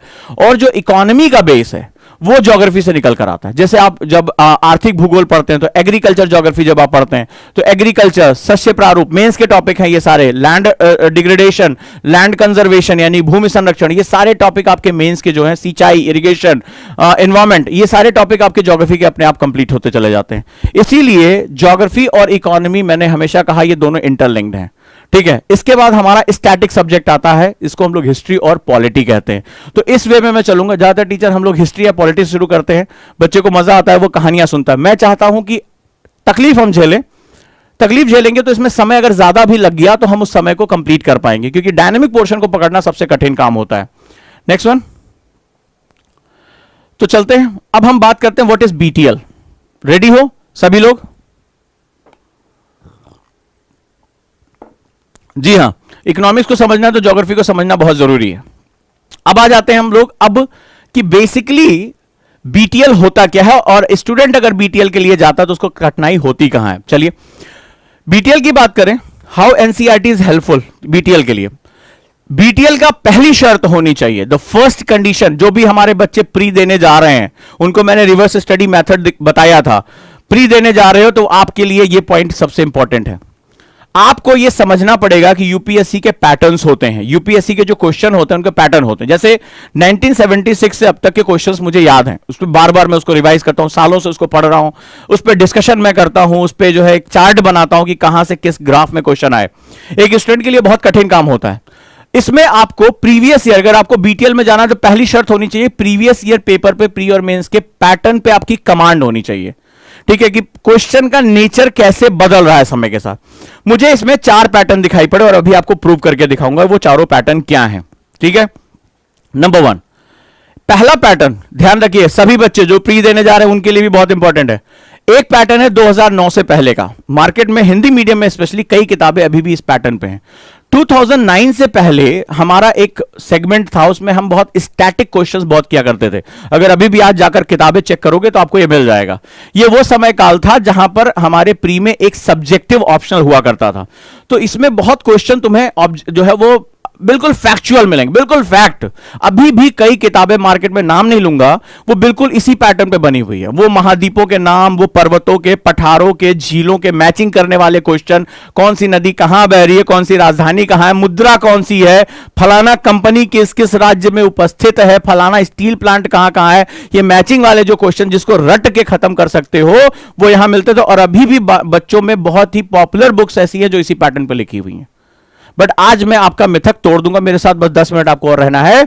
इसके बाद अगला पैटर्न आता है 2009 टू 2011। बहुत ही कायदे से जब मैंने इसको ऑब्जर्व किया, इसमें बदलाव शुरू हो गए थे, यानी फैक्ट के साथ साथ इन्होंने लॉजिक के क्वेश्चन डालने शुरू कर दिए थे। 2011 एक साल था जहां पर हमें चेंज देखने को मिला, मतलब उस साल यूपीएससी ने चेंज किया। लेकिन जब 2010 में उन्होंने क्वेश्चन जो पेपर बनाया था उसमें उन्होंने लॉजिक क्वेश्चन की मात्रा बढ़ा दी थी। उसी समय संकेत मिल गया था कि बदलाव होने वाले हैं। 2011 में सीसैट इंट्रोड्यूस किया गया और जो ऑप्शनल का ऑब्जेक्टिव पेपर था उसको हटा दिया गया और बदलाव हमें देखने को मिले। 2012 से जो पेपर आया, 2012, 13, 14, 15, वो पेपर जो है वो बहुत लॉजिक बेस्ड क्वेश्चन, वहां पे हमारा डोमिनेंस दिखाई पड़ा। और इसमें जो परंपरागत सब्जेक्ट थे, यानी कि जो कन्वेंशनल सब्जेक्ट था, उनका हमें डोमिनेंस देखने को मिलता है। लेकिन 2016 अगर हम बात करें, 2016 से 2020 का जो पैटर्न मुझे दिखाई पड़ा वो बिल्कुल ही अलग एक पैटर्न दिखाई पड़ा, बिल्कुल पैटर्न अलग है। इस समय जो पैटर्न हमारा चल रहा है जिसमें आप लोग एग्जाम देंगे, वो पैटर्न, अभी तक का पैटर्न मुझे पजल बेस्ड क्वेश्चन का पैटर्न मिला। यानी कि वो एक इंफॉर्मेशन से सेटिस्फाइड नहीं है, वो मल्टीपल इंफॉर्मेशन का बेस बना रहा है। अब पजल बेस्ड क्वेश्चन क्या होता है, इसको थोड़ा सा हम लोग समझते हैं कि एक्चुअली में इसमें प्रॉब्लम क्या आती है। और अगर आप एनसीईआरटी से केवल इंफॉर्मेशन निकालने के लिए पढ़ने जा रहे हो तो आपसे कितनी बड़ी गलती होने जा रही है। ये मेरे पास कुछ टुकड़े हैं, ठीक है, दैट इज ये मेरे पास कुछ बेसिक टुकड़े हैं। अब ये देखो, इनको हम लोग कहते हैं, मान लो यूपीएससी का एक क्वेश्चन है, तो क्वेश्चन के ये ऑप्शंस हैं, ठीक है, मान लो ये हमारे ऑप्शंस हैं। अब ये मान लो कोई एक फल है संतरा, और उसका जो है ये इसमें चित्र दिया हुआ है, इसका फिगर दिया हुआ है मान लो इसमें फॉर एग्जाम्पल। अब होगा क्या, मुझे इनको, ये अलग अलग टुकड़े हैं और इनको मुझे एक साथ जोड़ने का प्रयास करना पड़ेगा। ठीक है, मुझे इनको जोड़ने का, अभी मुझे ये देखना पड़ेगा ये टुकड़ा यहां सही जोड़ रहा है कि नहीं जोड़ रहा है, हो सकता है गलत जोड़े, नहीं ये टुकड़ा नहीं काम करेगा, दूसरा टुकड़ा काम करेगा। तो मैंने इसको यहां पर क्या किया, इसको जोड़ा और इससे मैंने पूरी इंफॉर्मेशन क्रिएट की। इसका मतलब अभी मैं आपको क्वेश्चंस के साथ प्रूव करके दिखाने जा रहा हूं कि यूपीएससी आज की डेट में क्या कर रहा है, ये अलग अलग टुकड़े जोड़ रहा है। This is known as puzzle based question. इन टुकड़ों को जोड़ेगा, यानी अलग अलग इंफॉर्मेशन, बड़े ध्यान से सुनना, अलग अलग चैप्टर या अलग अलग कॉन्सेप्ट्स को उठा रहा है और उठाकर वो एक क्वेश्चन को फॉर्मेशन कर रहा है। तो इनको जब आप सही तरीके से जोड़ पाओगे तभी जाकर इस पजल के सारे टुकड़ों को जोड़कर एक पूरी पजल को प्रिपेयर कर पाओगे, अदरवाइज नहीं कर पाओगे। तो हमें करना क्या है, हमें करना यह है कि यहां पर जब अब हम पढ़ाई करेंगे तो हमें अलग अलग इंफॉर्मेशन को कंसोलिडेट करना आना चाहिए। चलिए प्रूव करके दिखाता हूं कैसे। रेडी, जवाब आप लोग मुझे देंगे, now we are moving to the questions directly. ये यूपीएससी 2020 में लास्ट ईयर क्वेश्चन आया हुआ है। चलिए सीधे सीधे उठते हैं और आपको चैप्टर वाइज और सब कुछ मैं आपको बताता जा रहा हूं। अगले 10 मिनट आपकी सोच बदल देंगे एनसीईआरटी के बारे में। यस, मेरा बैच पूरा का पूरा बाइलिंगुअल है, यानी हिंदी इंग्लिश दोनों में। मैं इंग्लिश में भी लिखता हूं, हिंदी में बोलता हूं। नोट्स आपके हिंदी और इंग्लिश के अलग अलग पीडीएफ आपको जाएंगे। That is a different thing. अब भाषा को लेकर मेरे यहां वैसे भी कोई बात नहीं होती है। सबको पता है कि मैं 3 भाषाओं पे एक बराबर कमांड कम से कम रखता हूं, तो लैंग्वेज में कोई दिक्कत नहीं है। हम यहां अंडरस्टैंडिंग के लिए जा रहे हैं। ये जो लैंग्वेज की बात हुई है, ये बहुत ही खतरनाक बात है, याद रखिए, इससे बच के रहिएगा। इसी चक्कर में बहुत मुझे लग रहा है कि हिंदी माध्यम का बहुत बड़ा स्टूडेंट फंस के वो अपना करियर खराब कर चुका है। कई बच्चों ने तो कहा कि सर हिंदी मीडियम में से कोई टॉपर निकलता नहीं, सिलेक्शन होता नहीं, तो हम सर तैयारी नहीं करेंगे। उन्होंने अपना जीवन ही खत्म कर लिया इस चक्कर में। पता नहीं वो कौन लोग हैं जिन्होंने इतना बड़ा भ्रम फैलाया। खैर जाने दो, इस पर मैं बाद में बात करूंगा। तो मैं आपसे यहां पे क्वेश्चन डिस्कस करने जा रहा हूं। दिस इज इसकी पीडीएफ आपकी वीडियो के नीचे है, और जिन बच्चे जो मुझे दूसरी जगह देख रहे हैं, वो मेरा जो टेलीग्राम ग्रुप है उसकी लिंक दे दी है मैंने। वो टेलीग्राम को ज्वाइन करें, वहां पर मैं अभी थोड़ी देर बाद उसको अपलोड करा दूंगा। डन है? तो उसमें आपको दिक्कत नहीं होगी। अब हम देखते हैं, और यहां पर अब क्वेश्चन हम ध्यान से पढ़ने जा रहे हैं। ये रहा आपका नीचे हिंदी में और ऊपर इंग्लिश में। डन है? अब देखिए क्वेश्चन क्या है, मैं दोनों पढ़ के आपको दिखा देता हूं। क्वेश्चन कह रहा है कंसीडर द फॉलोइंग स्टेटमेंट, यानी ये पूरे उसने पजल के टुकड़े तुम्हारे सामने फैला दिए। कह रहा है निम्नलिखित तथ्यों पर ध्यान दीजिए, ये हिंदी में है। निम्नलिखित कथनों पर विचार कीजिए। कह रहा है jet stream occur in the northern hemisphere only. है मेरे सारे ओजांकियंस हैं यहां पे जिनको मैंने ज्योग्राफी पढ़ाई थी। चलो शुरू हो जाओ। कह रहा है जेट स्ट्रीम केवल उत्तरी गोलार्ध में पाया जाता है। ठीक है, जेट स्ट्रीम केवल उत्तरी गोलार्ध में होते हैं।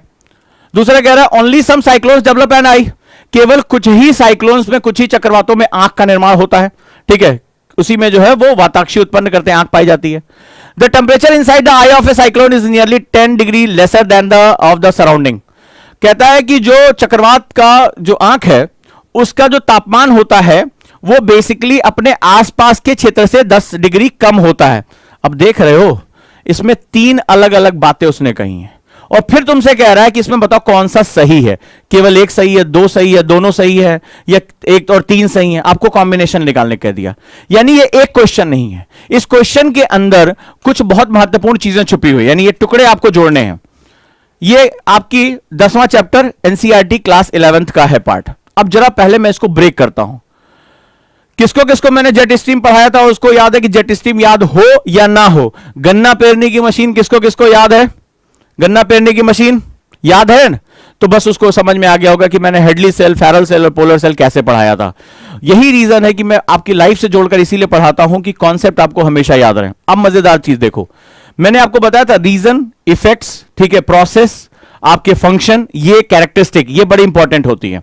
अब जरा ध्यान से देखो, फर्स्ट जो आपका ऑप्शन है वो कहता है एक अलग कॉन्सेप्ट है, कॉन्सेप्ट ऑफ जेट स्ट्रीम है, that is a totally different. Second कहता है ये concept number 2, that is a cyclone का कॉन्सेप्ट। और तीसरा ये जो ऑप्शन है वो साइक्लोन की कैरेक्टरिस्टिक के बारे में बात कर रहा है, यानी उसकी विशेषता के बारे में बात कर रहा है। अब आप अपने घर में बैठ के एनसीईआरटी पढ़ते हो, देखो सोर्स भी दे दिया, 11वीं क्लास की एनसीईआरटी, ये रहा 11वीं क्लास की एनसीईआरटी। ठीक है, इंग्लिश हिंदी दोनों में।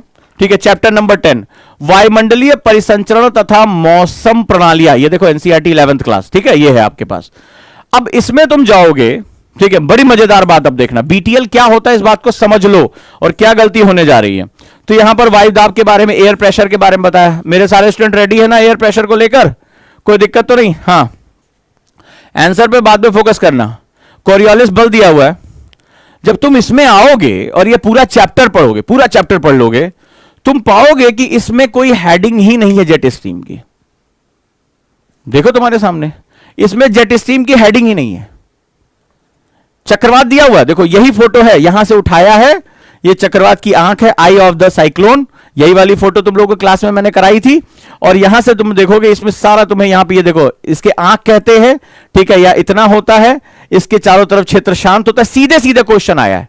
लेकिन मजेदार बात है, यूपीएससी ने ये नया परिवर्तन, मैंने कहा ना 2015 से 2020 का क्वेश्चन। इससे पहले जब मैंने यूट्यूब पे लाइव क्लास ली थी तो मैंने पुराने क्वेश्चन आपको कराए थे, याद है आपको?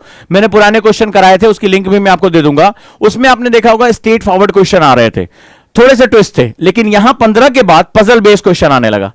अब तुमने जेट स्ट्रीम का, तुम्हें इसमें इनपुट ही नहीं मिल रहा है, कोई हेडिंग ही नहीं है। आप देख लो, चक्रवात की हेडिंग है, इससे पहले जो है फ्रंटोजेनेसिस है, एयर मासेस है, इससे पहले लोकल विंड्स हैं, उससे पहले कोरियोलिस है। कहां मिलेगा तुम्हें? जब तुम सेल्स के यानी त्रिचक्रीय परिसंचरण यानी tricellular circulation Hadley, polar और फैरल पढ़ोगे, तब उसके बीच में जब वायुदाब ट्यूब बर्नौली जब थ्योरम उसमें आती है तो वहां पर जेट स्ट्रीम बनता है। एक इन बिटवीन तुम्हें मिलेगा, कोई हेडिंग ही नहीं है, कोई हेडिंग नहीं है। चक्रवात के बारे में तो बताया है, लेकिन इसके अंदर जो है वो देखो, ये फिगर यहां से आपको निकालना पड़ेगा कि बेसिकली जेट स्ट्रीम होता क्या है। यानी अगर आपने इस किताब को पढ़ भी डाला तो भी यहां आपको बहुत ज्यादा कंफ्यूजन हो जाएगा, क्योंकि लॉजिक नहीं है। अगर सेल्स के मूवमेंट की वजह से मेरी जेट स्ट्रीम बनती है, सेल तो दोनों हेमिस्फीयर में बनती है। ये डिडक्शन बेस्ड क्वेश्चन है। कैसा क्वेश्चन है ये?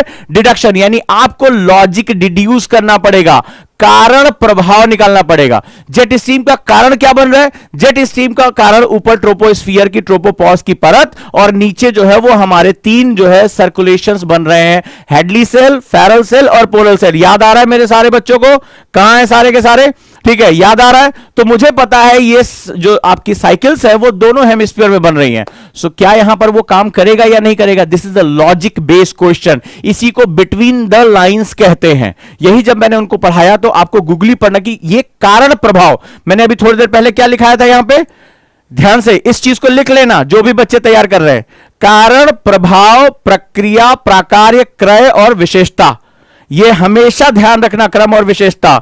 अब यहां पर क्या है? कारण प्रभाव का क्वेश्चन है, यानी कि ये रीजन इफेक्ट का बेस है। रीजन क्या है जो है वो जेट स्ट्रीम बनने का? इफेक्ट कहां कहां जनरेट होगा, आप आसानी से एग्जाम में लॉजिकली डिड्यूस कर सकते हो। लेकिन अगर आपने इंफॉर्मेशन रटी है तो आप कभी भी इसका आउटपुट डिड्यूस नहीं कर पाओगे, ये बात याद रखना। नेक्स्ट आ जाओ, बहुत इंपॉर्टेंट है और मजेदार क्वेश्चन है। ये मिला? आंसर पे मत जाओ, आंसर तो हम थोड़ी देर बात करेंगे, और जिनको करा दिया है वो अपना आंसर कर लें। ये वाला क्वेश्चन किसी का गलत नहीं होना चाहिए, मेरे जितने भी स्टूडेंट है। ये सीधे सीधे मैंने जब लास्ट ईयर बैच पढ़ाया था सीधे क्वेश्चन आया था। कह रहा है कि 21 जून द सन, कह रहा है 21 जून को सूर्य की स्थिति क्या होगी? ठीक है, याद है? सर्किल ऑफ इल्यूमिनेशन पढ़ाया है? हाँ ना बोलते जाओ, अगर जितने भी जिंदा हाउस याद है अभी ये सब कुछ जो चल रहा है। कोई बात नहीं, नहीं समझ में आ रहा, क्वेश्चन को ध्यान से देखते जाओ। क्वेश्चन ये समझो कि क्वेश्चन सीधे सीधे नहीं पूछता यूपीएससी, क्वेश्चन वो अलग अलग तरीके से क्वेश्चन पूछता है, ये आपको समझ में आना चाहिए, राइट? कोई बात नहीं है। ज्यादातर बच्चे जो है वो इंफॉर्मेशन रटते हैं। मेरे सामने कई लोगों ने साल 1.5 इंफॉर्मेशन रटी, और जब क्वेश्चन आया तो गलत करके चले। मैं नहीं चाहता कोई गलती आप करें। समझे कि यूपीएससी आपके सामने चैलेंज कैसे फेंकेगा और कैसे एनसीईआरटी आपका 40% क्वेश्चन श्योर कर सकती है अगर उसको बीटीएल वे में पढ़ोगे तो। आगे देखते हैं।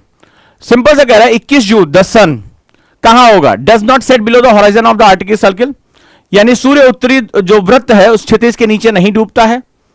दूसरा कहता है does not set below the horizon of Antarctic circle, shines vertically overhead at noon at the equator, shine vertically overhead the tropic of Capricorn. तो tropic of Capricorn, Arctic circle, Antarctic circle, मैंने आपको बताया था 5 जो है वो सबसे मुख्य अक्षांश होते हैं। और ईडब्ल्यूएस वाले बच्चे जो कॉन्सेप्टर के, वो आज यही क्वेश्चन हम लोग आज करने जा रहे हैं। याद रखिएगा, आज की क्लास जो शाम को इसके बाद होगी उसमें हम लोग यही करेंगे कॉन्सेप्टर में। किसी को ये फिगर याद आ रहा है? सेम यही स्लाइड मैंने शो की थी, सेम स्लाइड यहां मैंने ली है। इसी मैंने कहा था कि ज्योग्राफी विजुअलाइजेशन पे चलती है। यही कारण है कि मैं हर चीज की पिक्चर शो करता हूं, हर चीज की मैं वीडियोस दिखाता हूं, उसके पिक्चर्स के बारे में बात करता हूं। उसका सबसे बड़ा रीजन ये है। आ जाइए, अब एक बड़ा लॉजिक सा क्वेश्चन है, आ जाओ उस पे आ जाते हैं।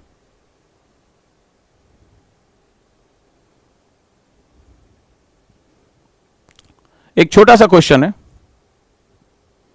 कहता है if you want to see gharials, ये बड़ा प्यारा सा क्वेश्चन है, इसको मैं रैप अप करूंगा। If you want to see gharials, ये 2017 का क्वेश्चन है। इस क्वेश्चन ने तो मेरा खुद का दिमाग हिला दिया था। मेरा एनसीईआरटी पढ़ने के नजरिया इस क्वेश्चन की वजह से बहुत कुछ बदल गया था।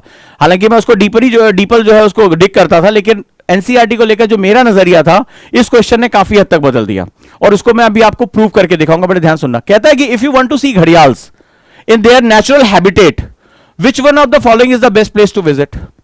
ठीक है, मेरे जो अगर बच्चे क्लास में होंगे जिनको मैंने ज्योग्राफी पढ़ाई है, क्या तुम्हें याद है मैंने बताया था कि हैबिटेट लॉस जो है वो बायोडाइवर्सिटी लॉस का सबसे बड़ा रीजन है। यस, याद आ रहा है? आवास का नुकसान सबसे बड़ा नुकसान माना जा रहा है। दूसरा मैंने आपको बताया था, अगर आप लोगों को मेरा एक सेंटेंस याद होगा, अगर आप लोग यहां पर मुझे सुन रहे हैं, मैंने आपको बताया था सबसे महत्वपूर्ण तरीके से, मैंने आपको यह बात बता रखी थी कि हमारे सामने अगर कोई भी चीज है, उपस्थित है जीवित प्राणी, वो इस वजह से क्योंकि उसने अपने आप को एडॉप्ट किया था, अपने आप को समय के साथ परिवर्तित किया, उसने अपने सराउंडिंग, अपने आसपास के क्षेत्र में अपने आप को उसने बदलाव कर लिया, एडॉप्टेबिलिटी की। और मैंने आपको यहां पर अनुकूलता सिद्धांत के बारे में बताया था, याद आ रहा है? और अगर आपको याद आ रहा होगा तो ये क्वेश्चन उसी का एप्लीकेशन बेस्ड है। अब ध्यान से समझना, मैंने आपको बताया कि, और आपको प्रूफ दिखाऊंगा, ये क्वेश्चन जब आप देखेंगे कहां से आया तो आपकी आंखें फटी रह जाएंगी कि वाकई में जो है वो यूपीएससी को पकड़ने के लिए कितनी मेहनत करनी पड़ती है। कहता है if you want to see the gharials, यानी यहां लिखो, यदि आप घड़ियाल को उसके प्राकृतिक आवास में देखना चाहते हैं, हिंदी में लिख दे रहे हैं, तो निम्नलिखित में से कौन सी जगह घूमने के लिए सबसे अच्छी है? बिल्कुल मजेदार क्वेश्चन है। कह रहा है घड़ियाल देखना चाहते हो तो निम्नलिखित में से घूमने के लिए सबसे अच्छी जगह कौन सी है? भितरकनिका, चंबल, पुलिकट या दीपोर बिल। ठीक है, तो अब प्राकृतिक आवास, क्वेश्चन क्या है? नेचुरल हैबिटेट, मैंने यहां निशान लगा दिया। तो बेसिकली इसमें तुम्हें जानना क्या है, यह समझो। पहली बात, घड़ियाल की एडॉप्टिव कंडीशन क्या होती है, मतलब घड़ियाल किस तरह का जीव है और किस तरह के प्राकृतिक आवास में वो जीवित रहता है। जीवित रहने का सिद्धांत है कि उसके पास भोजन होना चाहिए, उसके आवास में कोई अप्राकृतिक जो है वो घुसपैठ नहीं होनी चाहिए। तीसरा, उसमें सबसे बड़ी कंडीशन है कि वो रिप्रोडक्शन के लिए, यानी कि उसके जो प्रजनन के लिए सबसे उपयुक्त जगह वहां पर उपलब्ध होनी चाहिए, तभी वो अपनी संख्या को बढ़ा पाएगा, तभी वो हमारे सामने विजिबल होगा। तो सबसे बड़ी बात है एडॉप्टिव कंडीशंस क्या क्या होनी चाहिए। नंबर 1 याद आ रहा है, मैंने पढ़ाया था आप लोगों को। दूसरा, मैंने आपको बताया था हैबिटेट, यानी आवास की कंडीशंस क्या क्या होती है। तीसरा, ज्योग्राफिकल कंडीशन, यानी उसकी भौगोलिक दशाएं कैसी होनी चाहिए। तो यहां पर जो है वो बड़ा मजेदार सा ये क्वेश्चन है। अब इस क्वेश्चन का सोर्स दिखाता हूं तुम्हें, ठीक है, इस क्वेश्चन का सोर्स दिखाता हूं। इसने तो खुद जो है दिमाग की ऐसी तैसी कर दी थी, इसके बाद हमने इसको और ज्यादा डीपर डिग करना शुरू किया। यह है 10वीं क्लास की एनसीईआरटी चैप्टर नंबर 2। ध्यान से देखो, तुम्हारे पास भी होगी, निकाल के चेक कर सकते हो। लिखा वन एवं वन्य जीव संसाधन, ठीक है, चैप्टर नंबर 2 का, wild and wild life resources, class 10th chapter number 2। तो इसमें बहुत ढेर सारी चीजें दे रखी हैं, आप भी जा सकते हो। इसमें जब आओगे पेज नंबर 22 पे, तो हिंदी वाली है, मान लो इसे जानबूझ के मैंने हिंदी वाली ली है। इसमें इंग्लिश के न्यूज़पेपर की कटिंग दी हुई है, मतलब अगर आप स्टूडेंट हो तो आप इसको पढ़ोगे भी नहीं। आपने देखा कुछ न्यूज़पेपर की कटिंग है और दिया हुआ है घड़ियाल on the brink, heading English में दी है, हिंदी की एनसीईआरटी है, तो लॉजिक सी बात है, इसको हमें पढ़ने की आवश्यकता ही नहीं है। आप जो नीचे नीचे इसका जो है वो हेडिंग पढ़ते चले जाओगे, लेकिन जब आप इसको ध्यान से देखोगे, ये डायरेक्टली क्वेश्चन यहां से आया हुआ है, डायरेक्टली। जिस उसको पता होता है कि आप क्या चीज अवॉइड करने जा रहे हो। इसमें पेपर की कटिंग दी हुई है और यहां पर यह है, ये वाले पैराग्राफ में उन्होंने बेसिक दिया हुआ है और यहां इसके बारे में उन्होंने जागरूकता दे दी है। और ये क्वेश्चन का सोर्स देख रहे हो, कोई पैराग्राफ नहीं, कोई स्ट्रक्चर नहीं है, अखबार की कटिंग यहां पर जो कि एनसीईआरटी में देते हैं और यहां से उन्होंने उठा लिया। इसने तो खुद जो है मेरे रिसर्च को थोड़ा और डीपर किया, इतना ज्यादा जो है वो क्वेश्चन को कर रहा है। पढ़ने के बावजूद आप क्वेश्चन को कैसे करना है, ये आपके लिए बहुत ही इंपॉर्टेंट है, बहुत इंपॉर्टेंट है। सो मेक श्योर, याद रखिएगा कि यूपीएससी आपको गुगली फेंकता है, यूपीएससी आपको जो है वो नई नई चीजें बताता है। अब इसको पूरा कैसे करना है, याद रखें। सभी लोगों ने क्वेश्चन कर लिया, डन। अब मैं बैचेस के बारे में बता देता हूं जो कि विच इज इंपॉर्टेंट। मैंने इसमें LWMI पूरा नोट्स आपको मैं उसी बेस में पढ़ाऊंगा।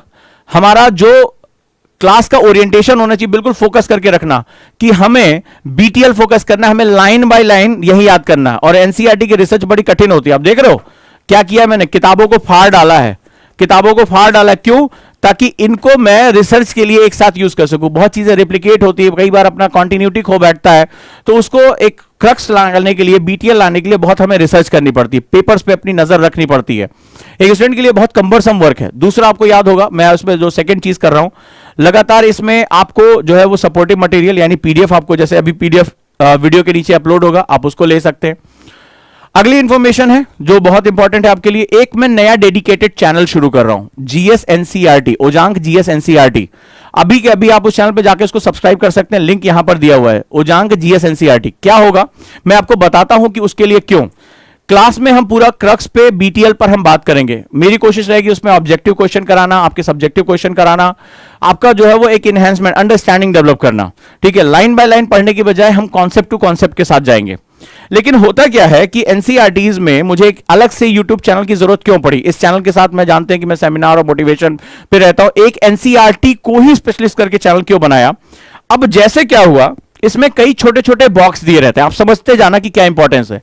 ये बॉक्स कई बार जो होते हैं वो आउट ऑफ द लीग चले जाते हैं, मतलब अगर टीचर पढ़ाने आए तो उसकी मजबूरी हो जाएगी कि वो पूरा सीक्वेंस खत्म हो जाता है। स्टूडेंट भी पढ़ने आए तो वो जरूरी नहीं कि हर बार उस पर फोकस कर सके, क्योंकि वो एक अलग एग्जाम्पल ले लेते हैं। बट ये इतने इंपॉर्टेंट होते हैं, कई बार इतने महत्वपूर्ण होते हैं कि अगर इनके साथ कुछ एक्सपेरिमेंट किए जाएं और उनको थोड़ा इनहेंस किया जाए तो ये जो होते हैं वो बिल्कुल ही पॉइंटर रूप में एग्जाम के लिए बहुत इंपॉर्टेंट होते हैं। बहुत से क्वेश्चन है, ठीक है, जैसे यहां पर जो है बाग परियोजना हो गई, या जो है वो इनरिचमेंट ऑफ द प्लांट्स, ये एक इंपॉर्टेंट कॉन्सेप्ट है, वो इसके साथ। तो मैं क्या करूंगा, जो इसके छोटे छोटे माइक्रो कॉन्सेप्ट्स हैं वो माइक्रो कॉन्सेप्ट्स मैं उस वीडियो पे के माध्यम से उस चैनल पे डालता रहूंगा, ताकि आपको जो भी एक छोटा सा लूप होल भी जो बच रहा वो भी आपका पूरा हो जाए। इससे जो सीक्वेंस ऑफ द क्लास है वो भी कभी डिस्टर्ब नहीं होगी, आप फ्लो में चलते चलेंगे। साथ ही साथ जो एक्स्ट्रा पॉइंट्स हैं जो हमारे मार्क स्कोर कर सकते हैं वो भी पॉइंट्स आपके कवर होते चले जाएंगे। क्योंकि इस चीज ने मेरी भी धारणा को बहुत बदल दिया कि एक इस तरह का फोटो दे रखी थी इंग्लिश में, हिंदी की एनसीईआरटी में इंग्लिश में दे रखा है, और यहां से उसने क्वेश्चन बना दिया आपके सामने, आप खुद चेक कर सकते हैं। तो ऐसी कंडीशन में ये पूरा का पूरा सिस्टम ही बदल जाता है। That is the name is Ojaank GS NCERT. आप जाएं और उसको सब्सक्राइब जरूर कर लेना, उसमें आज शाम को भी मैं एक वीडियो डालूंगा क्रक्स पे, तो वो आपको डेली के डेली मिलता रहेगा। बाकी जो टेलीग्राम चैनल उसको ज्वाइन करके रखें। ये मेरा पहला ओरिएंटेशन क्लास था। आज की क्लास का पर्पस क्या था? सबसे पहले इसकी इंपॉर्टेंस क्या है, गलती हमसे क्या होती पढ़ने में, ये ध्यान हमें रखना है। तीसरा सबसे महत्वपूर्ण सेगमेंट है कि हमें बेसिकली अपनी एनर्जी को चैनलाइज करना है, फोकस करना है। हमें लाइन बाय लाइन एनसीईआरटीज नहीं पढ़नी है, इतनी ज्यादा बल्कि एनसीईआरटीज आप भी बैठ के रिसर्च करो, बहुत टाइम जाएगा। टाइम सेव करना है, टाइम को कहीं और लगाना है, दैट इज वेरी इंपॉर्टेंट। और जो अगला सबसे महत्वपूर्ण सेगमेंट है, कल मैं आपको बताऊंगा फोकस एरिया की, how the geography is very important for civil services, और हमें कैसे कैसे चैलेंजेस लेकर आने, ताकि जब, चूंकि मैंने आपको बताया कि सबसे बड़ा जो लंबा सिलेबस है जिसमें हमें सबसे ज्यादा डायनेमिक पोर्शन डील करना है वो ज्योग्राफी है, क्योंकि ज्योग्राफी ही इकोनॉमिक्स का बेस बनाता है, ज्योग्राफी ही इकोनॉमिक्स में बहुत ज्यादा डोमिनेंस करता है। तो हमें ये पता होना चाहिए हम इसको अप्लाइड पार्ट कहां लेकर जाएंगे। तो कल की क्लास मेरी इसके बारे में होगी। And we started this particular andolan, हमने आंदोलन शुरू कर दिया। आपका इसमें भूमिका बहुत जरूरी है। अगर आप पार्टिसिपेट नहीं करेंगे तो इस आंदोलन का कोई आउटपुट नहीं निकल कर आएगा, याद रखिएगा।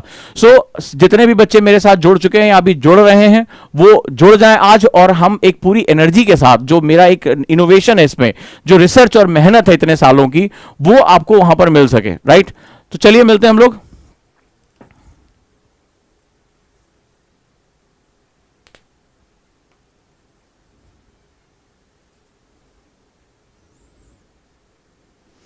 Thank you so much. बस याद रखिएगा समय को हमें बचाना है और टू द पॉइंट ओरिएंटेड रहना है। Thank you. और चैनल को सब्सक्राइब कर लेना। एक चैनल मैंने डेडिकेटली आप लोगों के लिए बना दिया है ताकि आपको कभी कोई परेशानी ना आए। मुझे भी पता था कि ये छोटे छोटे पॉइंट्स को और कुछ इंपॉर्टेंट सेगमेंट्स को मुझे आपको देना है, राइट, और इसकी वजह से हमारी वैल्यू एडिशन कई गुना बढ़ जाएगी। राइट, क्लास के नीचे जो है वो एनी टाइम लर्निंग ऐप पे जो क्लास के नीचे जो सेगमेंट है वहां पर पीडीएफ अपलोड है, वहां ले सकते हैं। अदरवाइज जो आपका चैनल मैंने बनाया हुआ है एनी टाइम लर्निंग, जो टेलीग्राम का है, उसकी लिंक मैंने शेयर कर दी डिस्क्रिप्शन में, उसको ज्वाइन कर लो। मैं वहां पर उसको दोबारा डाल देता हूं। थैंक यू सो मच, आप सभी का धन्यवाद।